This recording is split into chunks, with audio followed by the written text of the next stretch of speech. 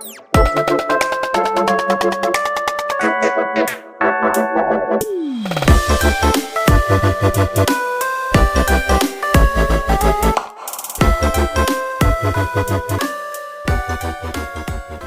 everyone, great to see you guys again here. I wanted to talk about some big anime news that just came across my desk this morning.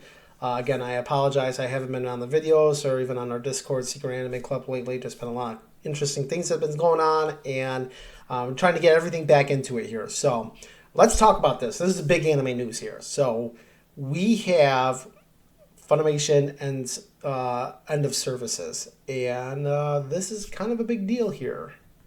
So here it goes. As part of Crunchyroll's unification of fan services announcement in March 2022, Funimation app and website will sunset on April 2nd, 2024.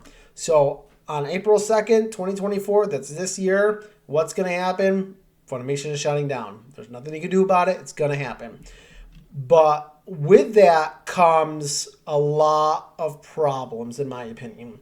Most notably the digital content problem. And so they're explaining like different things. When will the sunset happen? Why is it ending? You can actually just go to, this is part of their help article. It's buried so deep. It's in their help.crunchyroll.com articles for Funimation. And I really had to dig for this, by the way. This did come out today, so this is new. And it's basically help, but they don't really talk about what's going to happen, probably because it's making a lot of anime fans quite irate, and that and it's justifiable. So there's so much jargon here. What's going to happen to my digital copies? So here, we understand that you may have concerns about your digital copies from Funimation. These digital copies available on Funimation were a digital access to the content available on DVDs or Blu-rays purchased. Please note that Crunchyroll does not currently support Funimation copies, which means that access to previously available digital copies will not be supported. However, we are continuously working to enhance our content offerings to provide you with an exceptional anime streaming experience. We appreciate your understanding and encouragement for the explore of extensive anime library available on Crunchyroll. Long story short, guess what? If you bought a Blu-ray and you have a digital copy on that, there it goes. You want my honest opinion? They ain't going to support it. I don't think they're going to try to port as much as they can. I don't think they're going to port everything. And what's going to happen is your digital copies are just going to go bye-bye. That's what it is.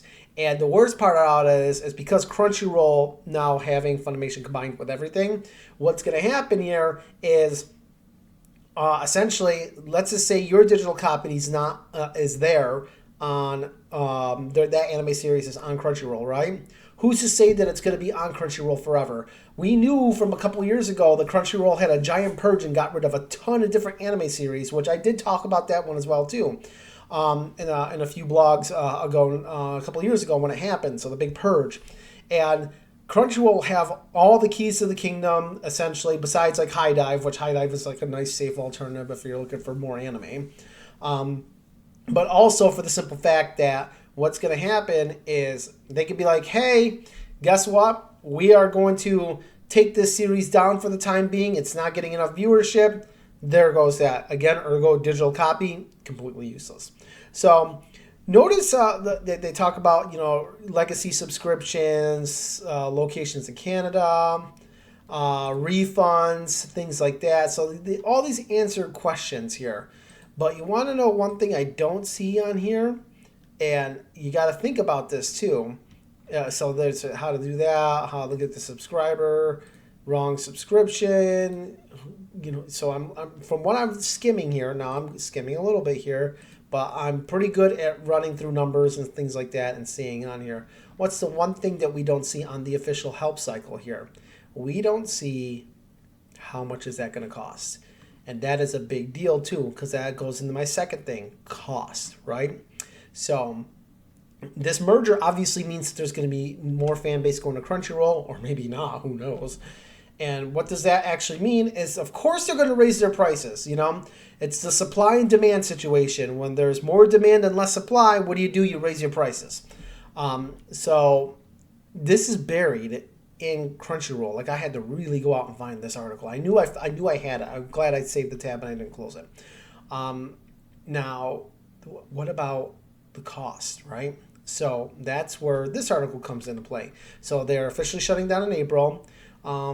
There's a support page on there about what's going to happen and whatnot.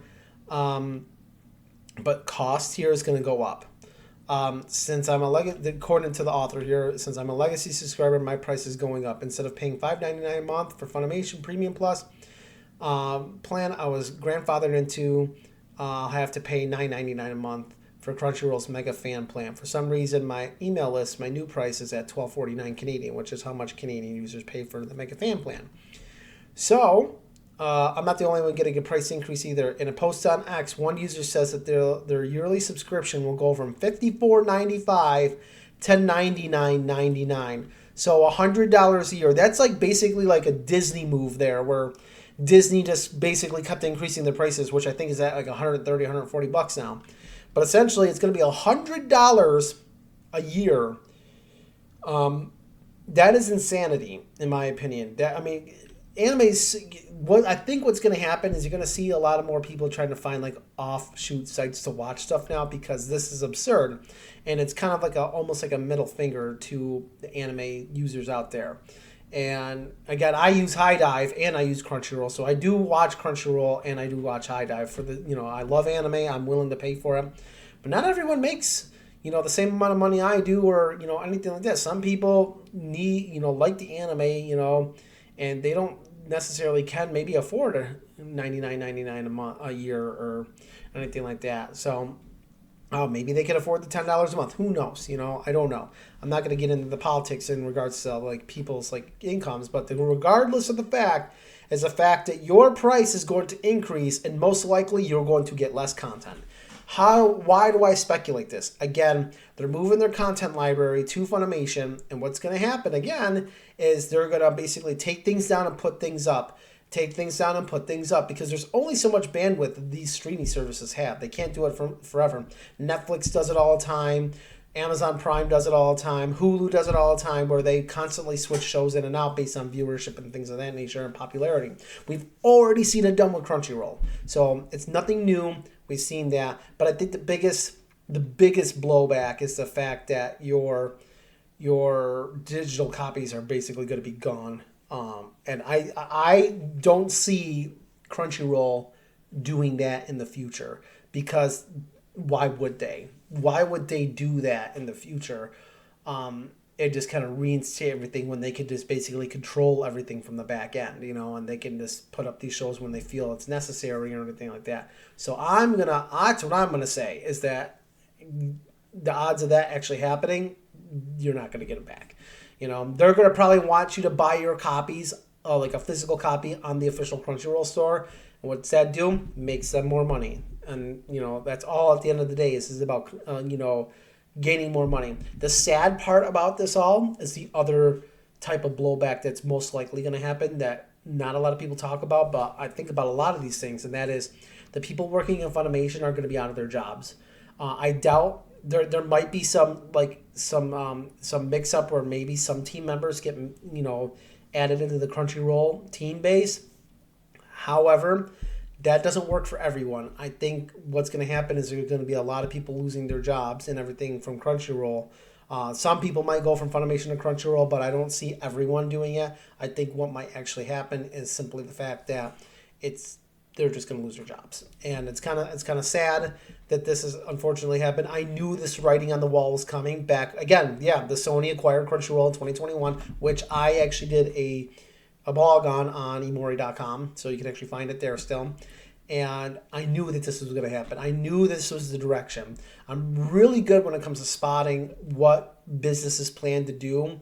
Being a marketing, owning my own marketing company myself, and being a business owner myself, I know just from like what I've seen in the past and my personal experiences working with different clients and things of that nature, seeing how businesses kind of own and operate and things. So I knew that writing was coming on the wall right then and there, that this was inevitable. I'm glad it actually made it this far, but unfortunately that's not the case. So increased prices, you're losing your digital content, everything's going to be ported over to Crunchyroll, and at the end of the day, as anime fans, we just have to deal with it. Because right now the only other places to watch anime is High Dive, which has a number of great IPs on there that they've acquired. But can you compare High Dive to Crunchyroll's massive near monopoly on the Western anime culture? They make a ton of money for a reason. You know, you still got Amazon Prime, Netflix, Hulu, who also have anime, but it's not even nearly enough as Crunchyroll. But now that Crunchyroll has this type of situation, let us pray that they're not going to start doing their own spin on translations from like Japanese to English or anything like that. We already know that whole situation was a hot mess that's happening recently. The different translation situations that are going on there, and then Crunchyroll putting their own twist on what things are, and censorship and things of that nature, where again they have the ones with everything on the table there. So hopefully that doesn't happen. But that's the news I got for you guys. Again, this is kind of sad to hear that. I've been a Funimation fan since I can remember. I've been I've loved anime since the very beginning, since I could conceive the idea of anime. So again, this is sad. But all right, in the meantime, another quick update. As you can kind of notice, my mug that's down there. I'm kind of, believe it or not, I'm kind of an introvert. And I don't like showing my face off and stuff like that for a number of reasons. So one of the things I'll be working on here is a kind of a permanent avatar that I'm going to be putting there. Kind of represent who I am, the anime-esque involved with it. Again, it's hard to show my face and stuff like that. I'm very self-conscious at times. But so prepare yourself for an avatar, maybe some sort of virtual YouTube character. I can never think of their names. Wow. And I call myself an anime fan, seriously. A VTuber type of situation as soon as I kind of figure out the kinks on that. But that's something that's going good. That's going to happen there. Within the next couple of days, I'm actually working on another video for anime I'm currently watching right now.